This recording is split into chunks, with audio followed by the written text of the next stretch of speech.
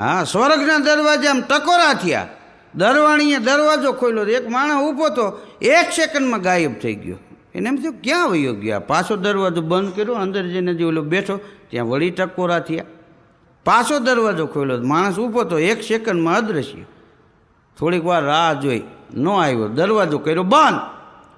પાછો હજી અહીંયા ખુરશી હતી ને બેઠો તો વળી ટકોરા થયા.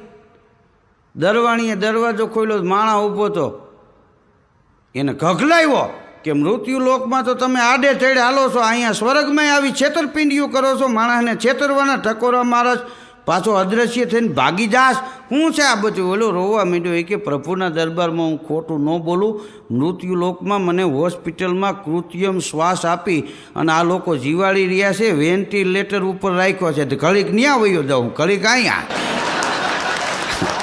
હવે તું અંદર પૂરી દે તો કાંઈ જ મટે.